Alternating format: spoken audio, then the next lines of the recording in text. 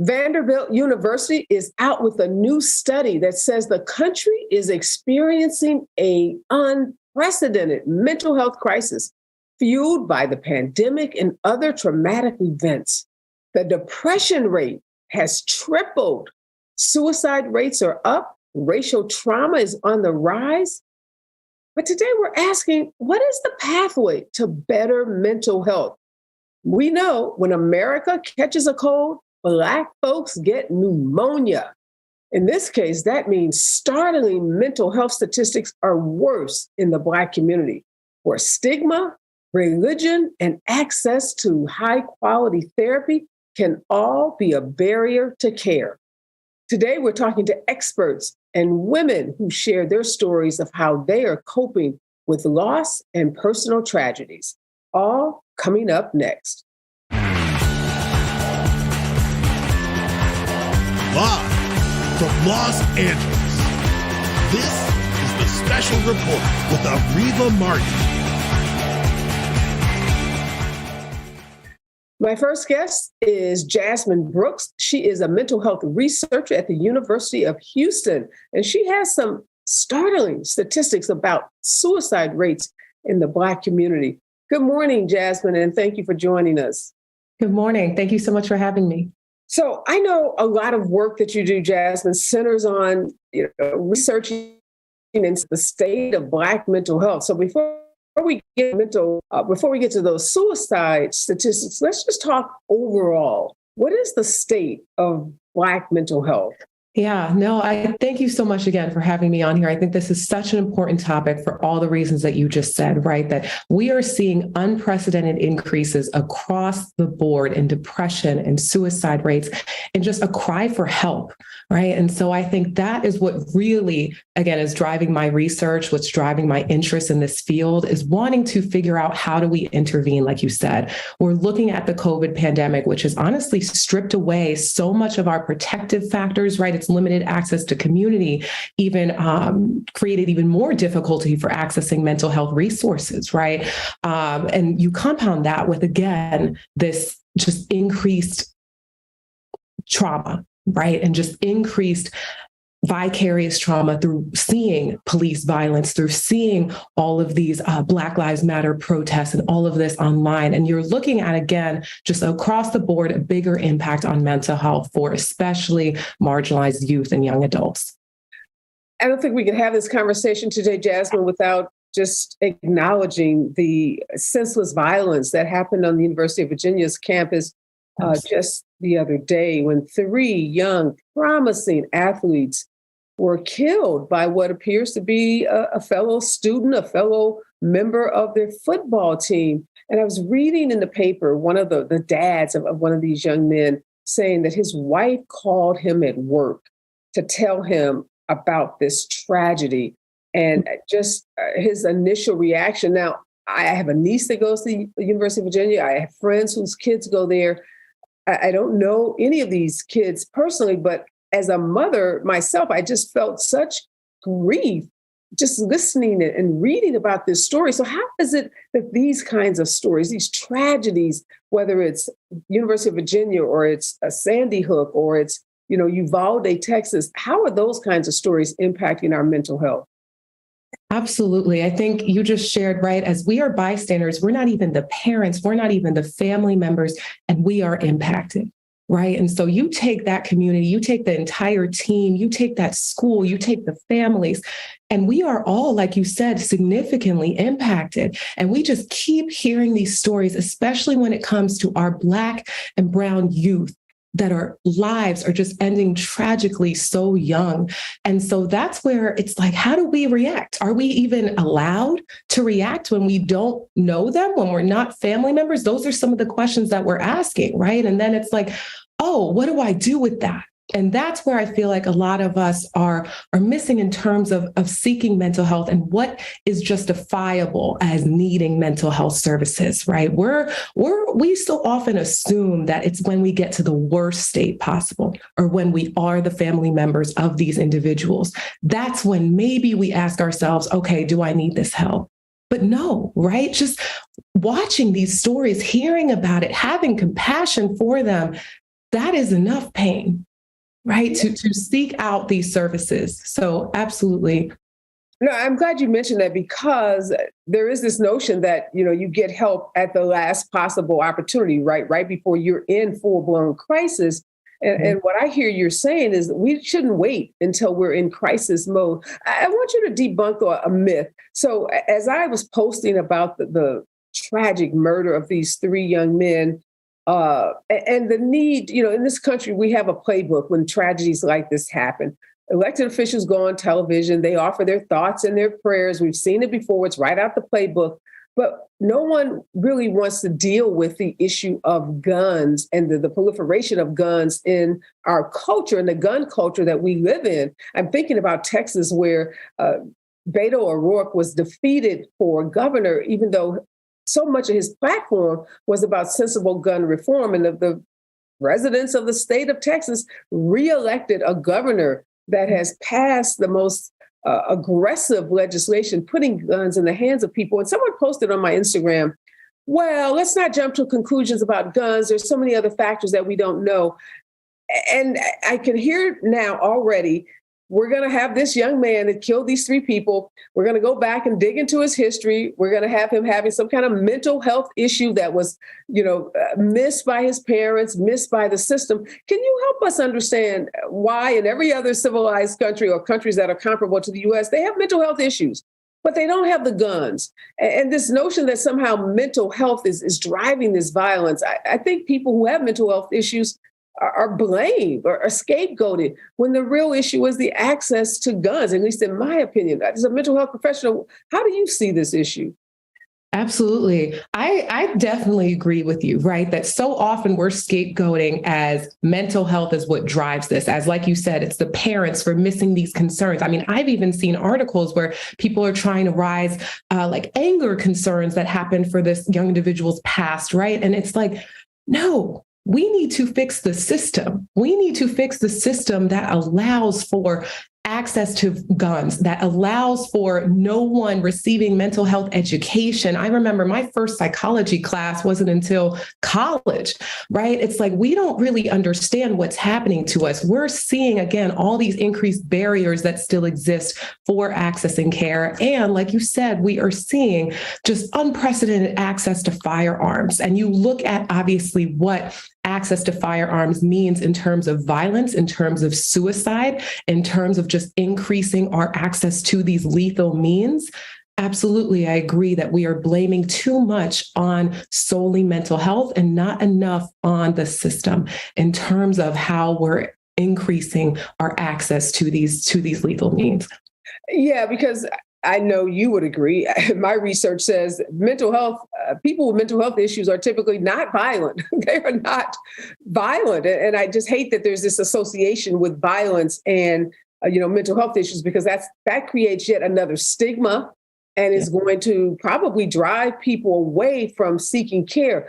I know, Jasmine, we mentioned suicide. I know you've done a lot of research on suicide, particularly in the Black community. Tell us what some of those stats are. Where are we in terms of suicide? Because that's another taboo topic, typically not discussed, at least openly and honestly, in Black communities. Absolutely. I think that it is definitely, I was even victim to this stigma that Black people do not die by suicide. I think there's a myth that exists both within and outside of the community. And if you look at larger statistics, right, yes, white men are still driving a lot of these suicide rates. But if you look within the groups, you actually see that suicide rates, death rates have increased 182% from 2001 to 2017 for Black girls. 182%. And that is according to a study published in 2019. You're also seeing that suicide, again, amongst Black youth and young adults are rising to the second leading cause of death, right? And so just alarming statistics that, again, how? Hold on, Jasmine, you said, what is the second leading cause of death amongst which demographic? Suicide amongst Black youth and young adults. And young adults broadly as well, right? We're seeing that just a leading cause of death across the board for children and young adults is suicide. And we are going to blame mental health We're not going to blame these access to guns, access to violence. We're not going to blame systemic concerns here when we see this in children and young adults. Yeah, wow, that is a second leading cause of death. I want to bring into the conversation now April Simpkins. She's a mental health advocate. She's an entrepreneur, a mother, a wife, and she became more visible after her daughter, Chesley Chris, died by suicide earlier this year. Good morning, April. Good morning. Thanks so much for joining me again. You and I had a chance to talk about this in February as a part of a series that I was doing on the state of Black women. And you shared just so powerfully your story and Chesley's story with a suicide. First, I just want to ask you, how are you doing and how are the kids doing and your family? Thank you so much for asking. I'm doing well. I'm still, taking it one day at a time, but I'm doing well. So I appreciate you asking. The kids are also doing well. I really appreciate that they are each seeking counseling. I'd have older children, and then, of course, I have 2 younger children. And I do applaud them for taking that step and maintaining a relationship with a counselor, which I think is crucial. And to the point that was earlier made, for some reason, I think even seeking counseling is sometimes stigmatized in our Black community. We turn to prayer, pray it away. And while I think faith is so important, you can have your faith and you can have a counselor too. The two can coexist in your life to help you with your mental health or challenges.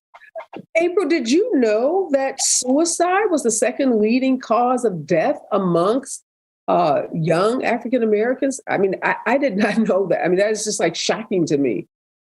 I did know that. I learned that this year. Of course, I'm an ambassador for the National Alliance for Mental Illness, and working with NAMI, there's so many statistics that I found alarming, but did make myself aware of. Wow. Just briefly, April, I know that Chesley, before she died earlier this year, she had struggled with depression and had attempted suicide even before 2022. Can you tell us what that experience was like for her and you as her mother? Yes, it was alarming and traumatizing, just for me as her mom. And I knew that, Chesley was a hard worker. She was a high achiever.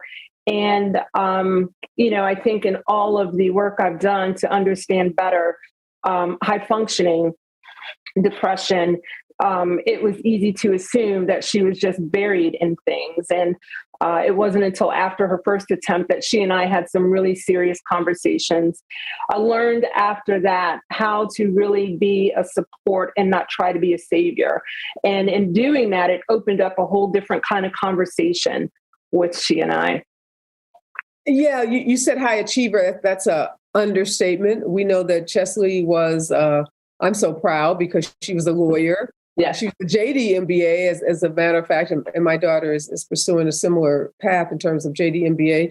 She was a beauty queen. She was a philanthropist. She was civically engaged, volunteered with nonprofit organizations, really focused on helping others in her community. So she was a role model. Even though she's just 29 years old, she had done so much in her short period on this earth.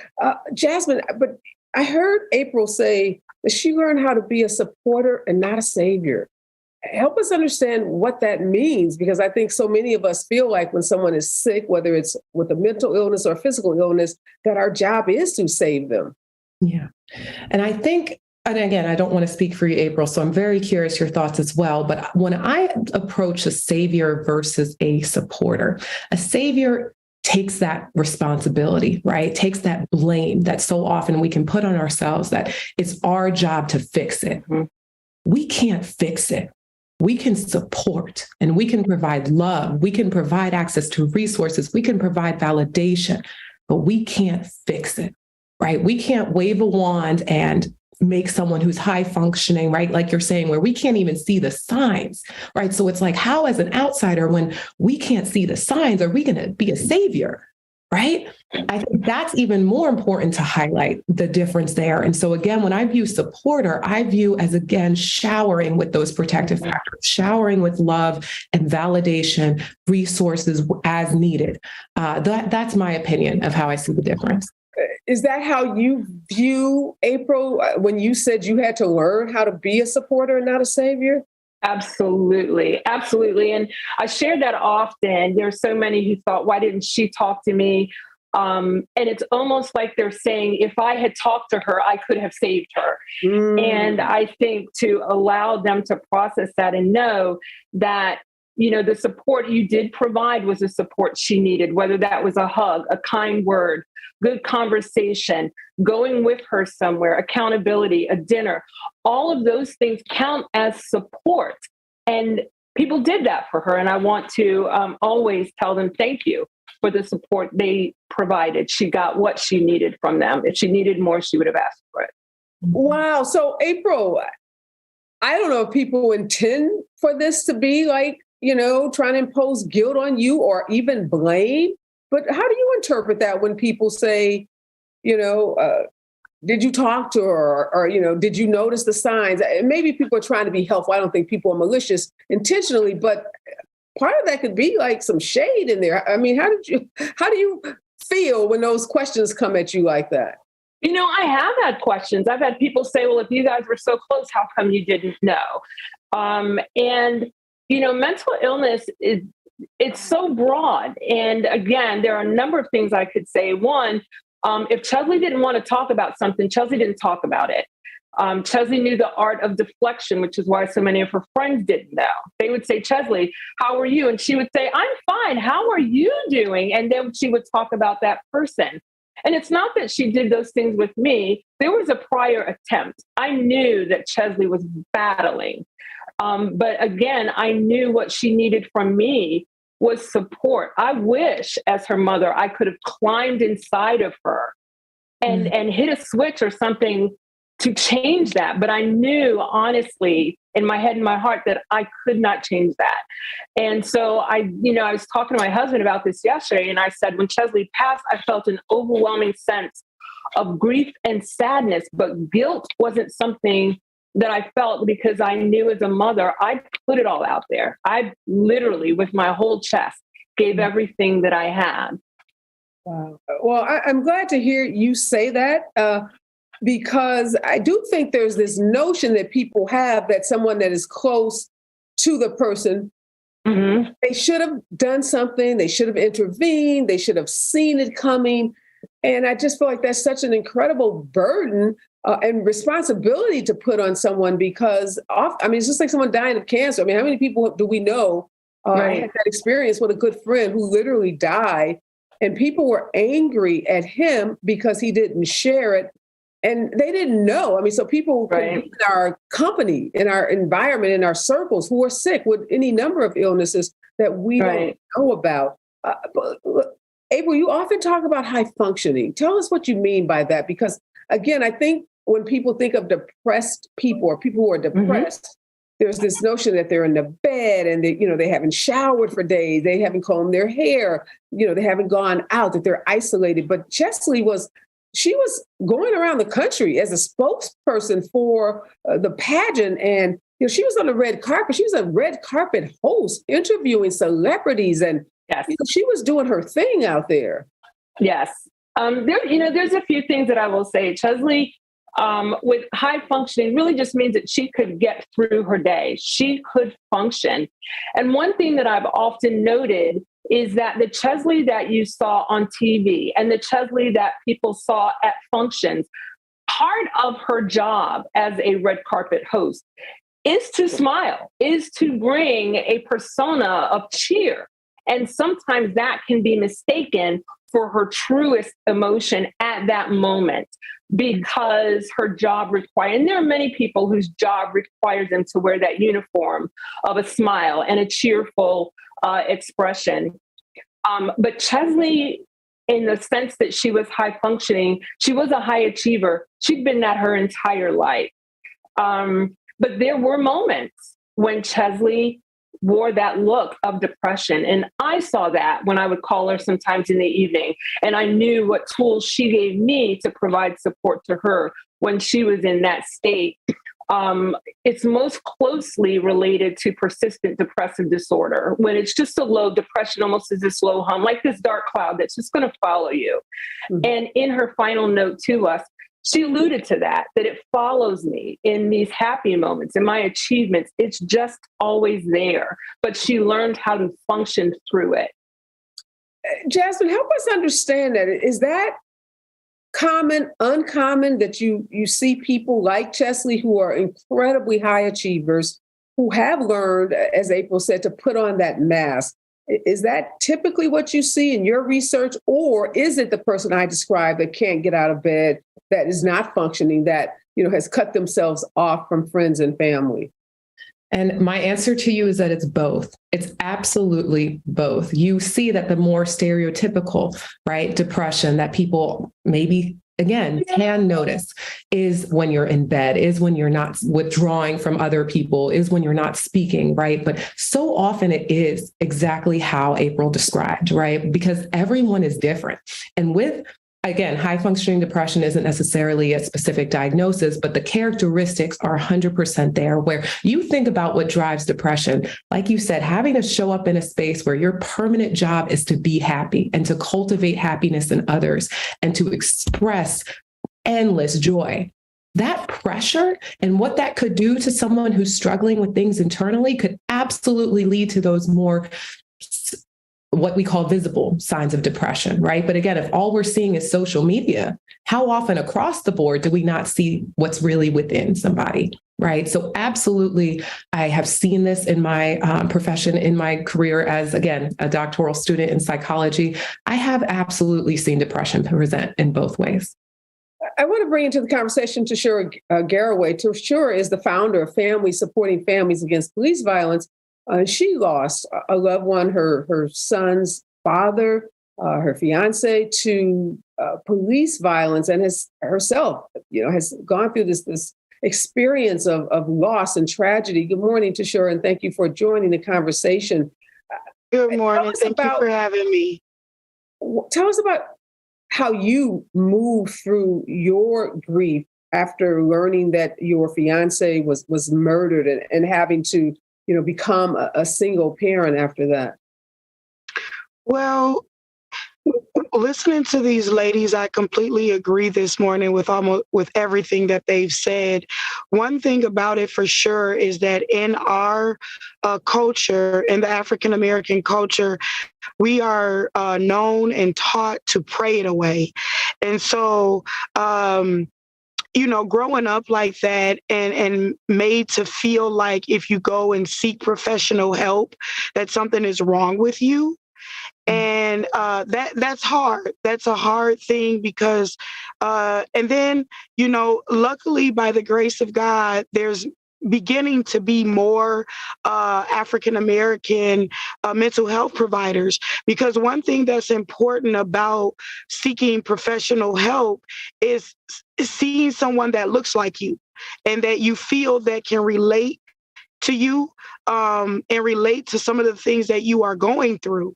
It's hard to maybe see, to be transparent, to see an older white woman and you're possibly a young Black girl, you feel like there's no true comparison in your lives. And it's hard to open up that way.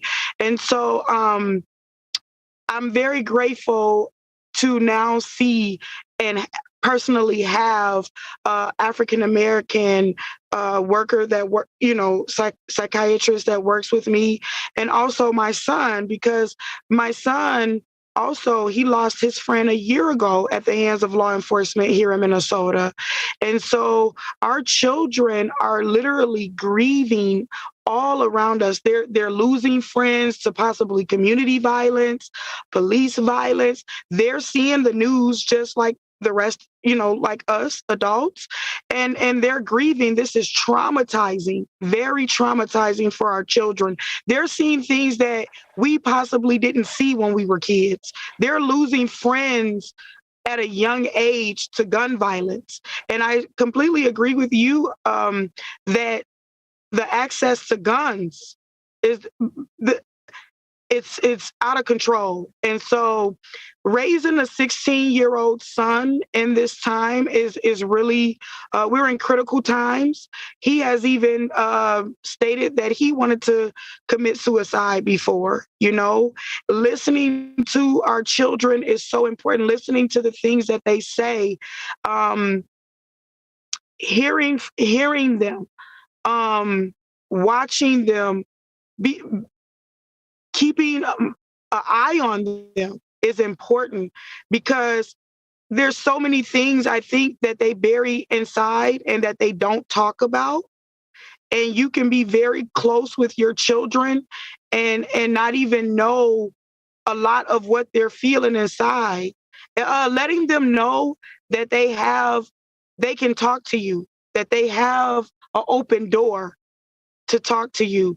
But even then, even sometimes when you let them know that, like my sister here, April, said, mental illness, it's scary, because sometimes you may even think that you have that door open, and you're letting your child know, hey, you can talk to me.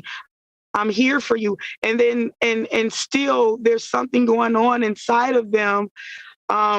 So it's a battle, but it is spiritual. Praying is important, and seeking help and seeking people that can relate to you and our children is very important. I'm glad to see also Black men that are seeking to become mental health professionals, and also I really root for mentorship, Black male mentorship and female mentorship in our communities is really important too. Yeah, I want to stop you, Tashira. First of all, my heart is just going out to you thinking about your 16-year-old saying that. And I want to ask April, she's a mom, she has sons, she has daughters, and her daughter, has died by suicide and had made a prior attempt. April, what would you say to a mom like Tashira, who says, my 16-year-old feels like he wants to end his life? What do you say to your child when they express that to you? First of all, the fact that you have a relationship that is so close that your son would say that, would go to that place and share that with you, speaks volumes of the relationship that you have created with him. I think it's so important you mentioned seeing a counselor. I think it's critical at that moment to provide that support by talking through seeing a counselor and working through a plan. I have met with my daughter's counselor and her to talk about and get it out in the open, these languages of how can I provide support and what support does she need, what moments, what signs should I be looking for, and really opening up that dialogue with the professional in the room to help give you the tools that you need to navigate those conversations.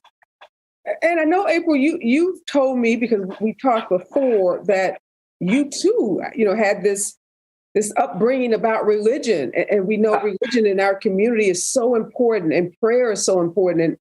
And we're not suggesting that that there's a binary choice, prayer and church or professional help. But how did you, because I know you said you've been in therapy, you have your other kids in therapy, Chesley was in therapy. How did you reconcile the two and kind of overcome that stigma that can be a barrier to seek professional help?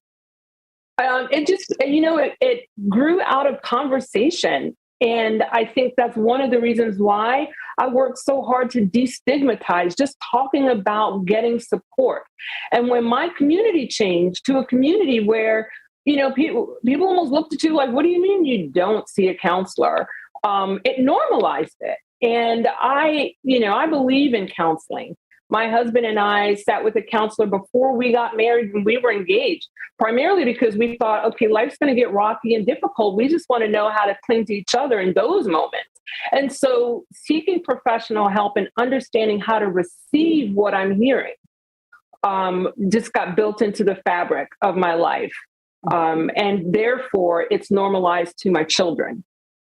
And Jasmine, do you see that barrier breaking? Because April said when her community changed. Do you see the Black community changing their opinions around seeking professional help and some of those barriers coming down? It's inspiring to hear both of your stories about how you are portraying these messages. I have seen it a little bit in my community as well. I would like to see it a lot more. I still feel like the stigma that mental health is weak or crazy, or we have to wait till we're right at that breaking point. And even then, we're ashamed to talk about it with our friends. We're ashamed to talk about it in church. We're ashamed, right? I still feel like I see more of that than I would like. But in what you all are doing is exactly all that we can ask, right? Where we are trying to destigmatize it for our children, for our friends, for our family members, so that we normalize it, because that message is communicated to our children as well, right? If we're ashamed of it, what are our kids going to feel from seeing that, right? And so by opening that door, like you said, April, by seeking out these resources, by having the conversations with your counselors, with your children's counselors, right? That is how we destigmatize it, again, in my opinion, at a little bit quicker pace. But I have seen it as well in my community. So, Jasmine, Tashira brought up a great point about cultural competence and a cultural fit. And we know that I've read some statistics, it's like, I don't know, one therapist for every 350 people in this country. So there is a shortage of mental health professionals. And within that shortage, there's even a greater shortage of people of color. And then I would venture to say women of color, because we know there are fewer Black women physicians than there are Black men physicians. So, I mean, just the numbers get smaller and smaller and smaller as we drill down. So what do you say to someone who is a young African-American man or woman who wants counseling, but, they get their provider list and they go through that list and there isn't anyone that they believe has their same lived experiences? How do you bridge that gap? Because we don't want the message to be, don't go because your provider list doesn't have, that list of culturally competent professionals. So what do you do in that case? I think that's a great question. I think that now one thing that has come out of the pandemic is so many more virtual services. Mm-hmm. And because of that, there are so many more platforms to find culturally mindful therapists online. I know Therapy for Black Girls, Therapy for Black Men. Those are two websites that immediately come to mind that have all counselors of color, of Black mental health providers. There are other lists online. There's NAMI has so many resources. I think those are really good ways to try to find that cultural match there.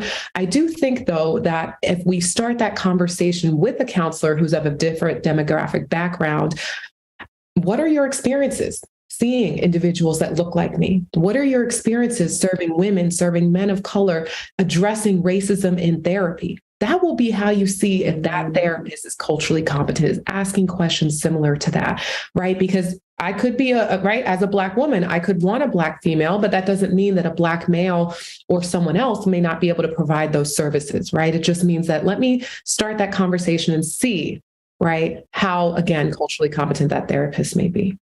And April, as someone that has been in therapy a lot, I'll use that word a lot, help us understand how that process works, because I know a lot of people start therapy and they have some notion that overnight, right, they're going to go in, they're going to tell them about some issue they're having, and they're going to feel better instantly. And a lot of people I know have stopped going to therapy. They said it was a waste of time. Oh, all we did, she asked me some questions. She didn't really give me any feedback, or, I don't feel any different. Help us understand what are realistic expectations and what people themselves need to put into therapy in order to get something out of it.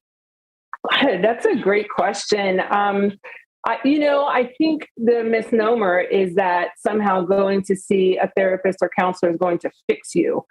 And that's not the role, in my opinion, that my counselor plays. I love that my counselor, and I'm just going to say, all counselors are not created equal. So find the one that works for you. And I think if you do have a difficult experience or not a great experience, there's no need to throw in the towel. I think you need to continue seeing therapy, just find one that works for you. But my therapist and I have been working together for over a decade. And it is a slow move. It takes commitment from me to interrupt some things that are triggers in my own head.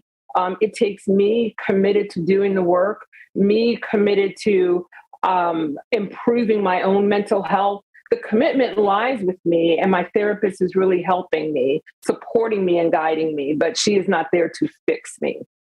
Yeah, that's a great point. I also want to let people know that you can now dial 988 for mental health. That's the new mental health crisis hotline. Like we have 911. If you're trying to reach the police, you can now dial 988 for mental health crisis. Tashira, I want to get back to your son, though. So April gave some suggestions and said it was great that he was at least open enough to share that. How did you respond to your son saying he was thinking about suicide, and were you able to get him help?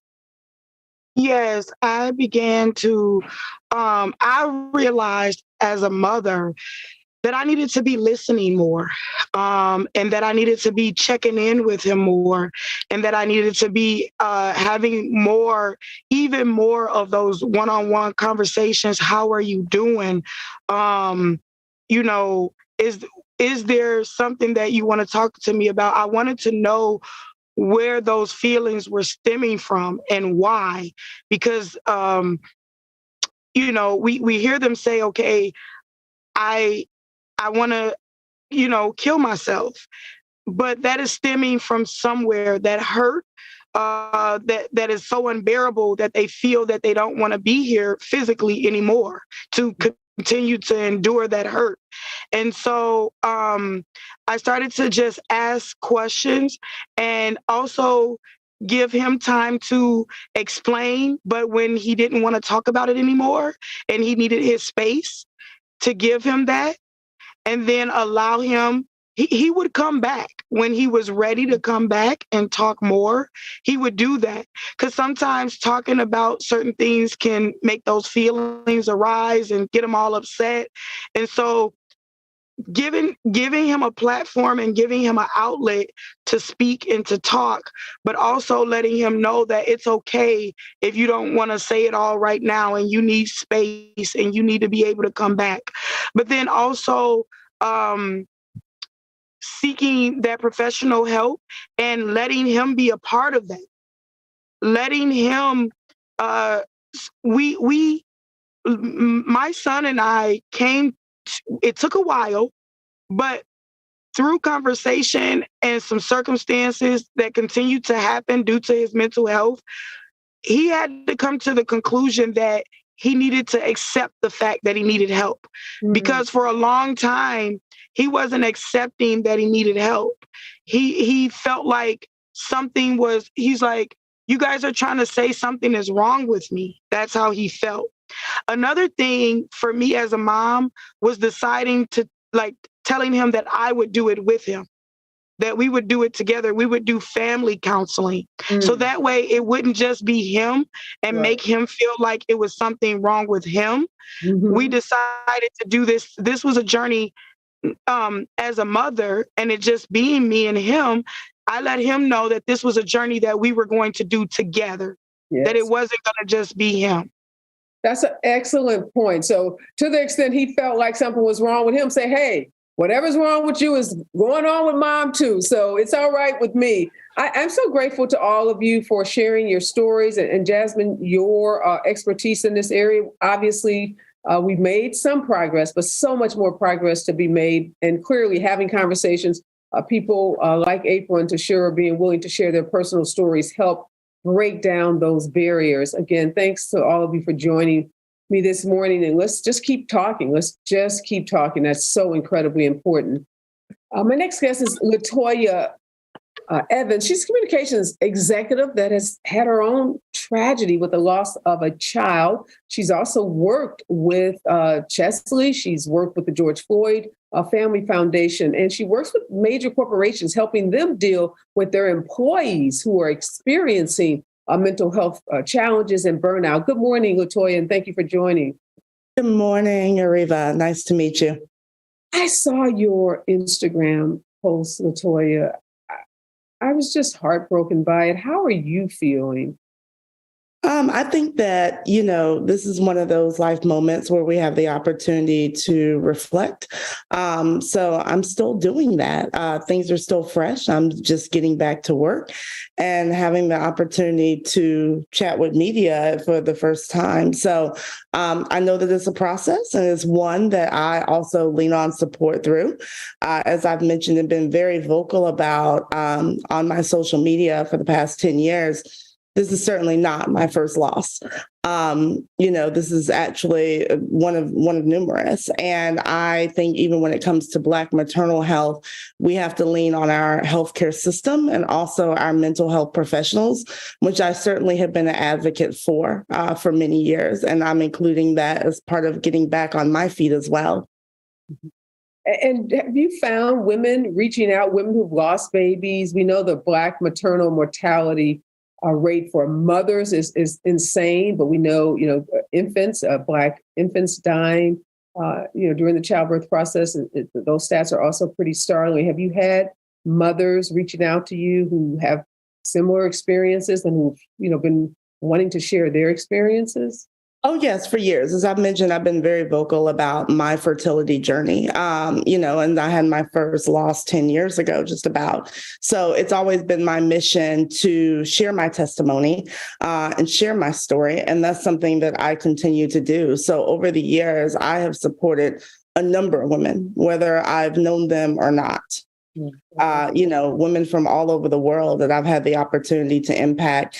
And, as I said, it's a journey and it's a process, and it's something that I go through and something that we as women go through. And what I think is most powerful about my story is that I have the opportunity to give those women a voice. Everyone's not going to be as bold as me. Everyone's not going to be as transparent as me. And that's what really makes the difference, because I get to be a voice for women who have experienced loss, who may not be able to articulate what that process is like. And I think that that's honestly part of my life's purpose. Yeah. Well, thank you for being willing to share that and to be so courageous to talk about those losses. I know, beyond your personal losses, as a professional, you work with a lot of companies and families who have experienced loss. What are you seeing now, particularly with companies? People, have spent 2 years locked in their homes or sheltering in their homes. Some loved it, some didn't. Companies are now forcing a lot of people back into the workplace. A lot of people are resisting those companies that want them to come back in. A lot of people are still very afraid to be around people because of the spread of COVID. Although some think it's over, others think, oh no, my God, I know people have had it 2 and 3 times. So just give us a sense of like what company cultures look like in the midst of these rising mental health challenges that we've been talking about. I think that companies have evolved a lot more. We often still are very critical of organizations, especially when it comes to the back to work aspect. But the reality is that these companies are more nimble than ever. I take my situation as a prime example. Almost 10 years ago, when I had my first loss of my son, who was stillborn, I was told not to communicate that when it came time for me to go back into the job market. Today, I can be open. I mean, you were told that by like a headhunter or some kind Yes, by headhunters, by recruiters, by counselors, because it was just a jarring thing. It was something that people didn't talk about. 10 years later, I can be my more authentic self. I can tell my story because it's real life. And I think that what COVID did was expose us to real life. And not just in the fact that people lost loved ones, people got sick, but people also had children in the background, from the most tragic to the most simple of feeling overwhelmed, to feeling stressed out. And I believe that that's truly, honestly, if there is any benefit in COVID, which was a tremendous loss for the world, it was that we became more human, and I think that that's exactly what companies are seeing. Even as they try to struggle and go back to pre-COVID ways, we're forever changed by a tragedy that the world experienced, that the world looked on and saw. LaToya, and I'm so glad to hear you say that, because I'm thinking back even to when I had my first child. and how women, even when you were pregnant, that was looked Anything. down upon or frowned upon by employers. And I had just started my legal practice, and I remember thinking, oh my God, nobody will hire me, or nobody wants to have the pregnant lawyer representing them. And now we see, full on, almost nude photographs of women pregnant, and there's so much pride in a pregnant woman's body, which, years ago you spent a lot of time trying to hide even your pregnancy. So yes, there's been a lot of evolution in terms of that. What about the issue of racial trauma? What are you finding in companies? I know right after George Floyd's murder, a lot of companies, issued press releases and talked about how they were standing in solidarity. They brought in diversity trainers, they brought in mental health professionals. Are you seeing now that employees, particularly African Americans, can still go into the workplace and talk about racial trauma, whether it's, the 3 young men that were killed in Virginia, or whether it's, another police shooting, or as Tashara likes to call it, community violence? Are people free to talk openly about that kind of trauma and even have it recognized that there is such a thing as racial trauma? And I'm not sure if you're aware, I think you are, that I had the opportunity to work with the family of George Floyd for 2 years, almost immediately from the world knew of George Floyd. And I will say that being on both sides of that fence, that companies also still have evolved there. I remember being able to see a number of corporate memos, whether it was African-American racial trauma or Asian racial trauma from violence that they've experienced following COVID, but just being able to say that, hey, I have trauma, even if people don't necessarily understand what that looks like, the acknowledgement of that. What I think is also most interesting is now that we're seeing our allies in these corporations, especially when it comes to marketing leaders, just wanting to understand, just wanting to be educated. So instead of making a bunch of cultural faux pas that we used to see in the past, people feel more comfortable to say, I have a question and I hope that this doesn't offend you. Can you educate me on this? Or can you explain to me why this is culturally wrong? We also saw, just from my firm, the Leaper Agency, over the last couple of years, being able to see these companies just really want a sounding board. We've collected just a number of large clients because companies want to understand the cultural nuances when they want to talk to the Black community. They want to understand the sensitivities. They want that gut check. So I certainly am seeing that from companies in this evolution as we continue to grow and become more culturally competent as people. Well, that's really encouraging. And yes, thank you for sharing that you represent the Floyd family. You've been involved, like you said, from the time the horrific murder occurred. What are you seeing with that family? And if you work with other families who've experienced trauma, because we've been talking a lot today about those barriers that prevent Black families sometimes from seeking professional care, whether it's their religious beliefs or, this feeling of something being wrong with me. Have you seen families be able to embrace this notion that they could be both religious and seek professional counseling? Absolutely. As mentioned earlier, I worked with Chesley Chris for 2 years before her passing, and also had the opportunity to work with April and her family following Chesley's death. And I see it all the time. I believe that people are attracted to my firm in part because I understand grief very well. I understand the human experience very well.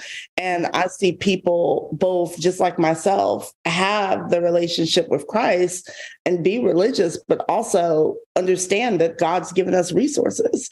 And I feel that we've now stepped into an era where people understand that you can do both, that both have their place, that we have these resources and that we should use them. So yeah, I certainly see families lean on these different types of resources as they move forward with tragedy and grief and loss. And that takes time.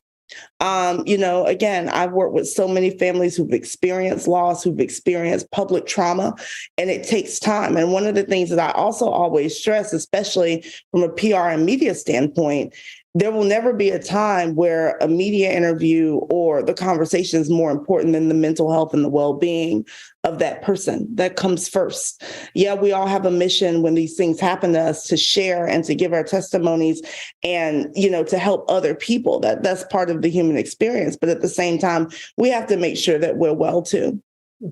Help us understand, Latoya, what is missing. So you've talked about the evolution and you've seen families be able to embrace both their religion and professional mental health counseling. You see corporations evolving. Is there anything that's missing that you think, is kind of that next phase where we need to go in light of this rise of depression and mental health issues that, this Vanderbilt study reveals? We certainly need more human connection. I still believe that, there are a number of people who don't understand. There also were a number of companies who made very large commitments during the era of George Floyd, during COVID.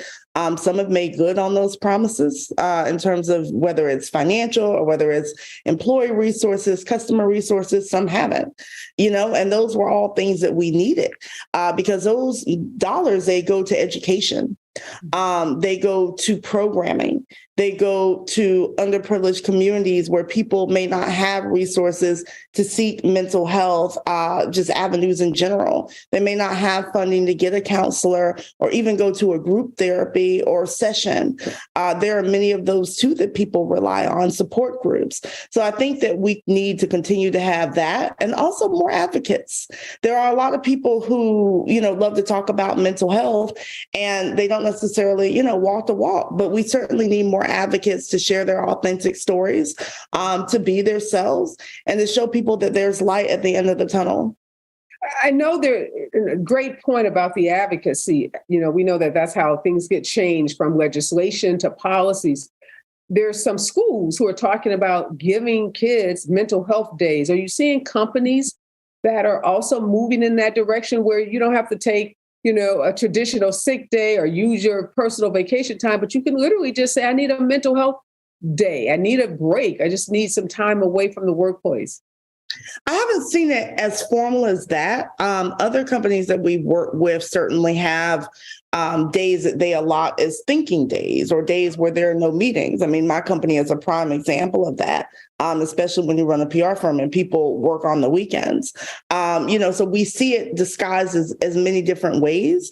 But I mean, even me thinking back to my days in high school, I remember taking a mental health day because I was overwhelmed with college applications and my parents were fine with that, so I think it definitely starts at home too, being able to raise children who understand that, hey, sometimes you feel overwhelmed, sometimes school and extracurricular activities that you need a little bit more time. But also as adults, it's really up to us to say that we do need to take a sick day or that we do need to take a work from home day. Some days we don't feel like getting made up. Some days we don't feel like facing the public, and that's okay. That's totally fine. So I think that it's also up to us to take that back and to take that responsibility on ourselves and knowing that when we need that break. Well, thank you so much, Latoya, for the work that you're doing. Again, thank you so much for your transparency and your courage in sharing your personal stories, because we know those personal stories, as you say, touch people all over the world, people you don't even know, because you never have an opportunity to meet or are reading your stories or following you. And they're being inspired and encouraged as they face their own losses and their own tragedies. And thanks for the work you're doing with corporations. I hope those companies that made those big promises, I know several of them too, that have not made good on them. I hope they will take that thinking day, as you called it, and reflect on those promises and then realize that people are depending on them to make good on their word, because those resources are so desperately needed inside so many companies and then definitely outside of those companies. So again, thank you for the work you're doing with companies. Thank you for representing some of those families who also need a strong voice and someone like yourself speaking on their behalf. Again, best of luck to you as you continue your journey of healing. Thank you, everyone. I'm taking a deep breath as I kind of decompress. This is a heavy topic, talking about mental health, and we're talking about loss, but it's one that we must do We have to be willing to be open and transparent and to share these stories when we're ready. When we're ready. And as Latoya said, not everybody wants to go on social media or, go on television or radio and share their stories. Sometimes it might just be sharing that story with a close friend or with a relative, or maybe you even share it in a diary. How you choose to share that story is completely individual and completely up to you. I just hope that anyone dealing with any kind of feelings of depression or anxiety, that you do take advantage of this new crisis hotline. We know that number is 988. We know that you can also call your local NAMI chapter, their mental health offices and services offered through your private health insurance, offered through Medicaid insurance, offered through most employee assistance programs on most jobs. Universities have mental health counselors. They are out there, not as many as we need. We're not going to try to gaslight you and say that there's a therapist on every corner. There is not. There is a shortage of mental health professionals, but they are out there. And then there are other services, as Jasmine reminded us, online services, support groups. There are some really good counseling programs offered through church organizations as well. So I just encourage anyone, if you or someone you love, someone you know is struggling with a mental health challenge, please, please, please seek out help. There are resources available. My words to live by: your health is your wealth. There is nothing more important than your health. Cherish it, take good care of it, and your body and your mind will take good care of you. Be safe out there, and remember, we're all in this together.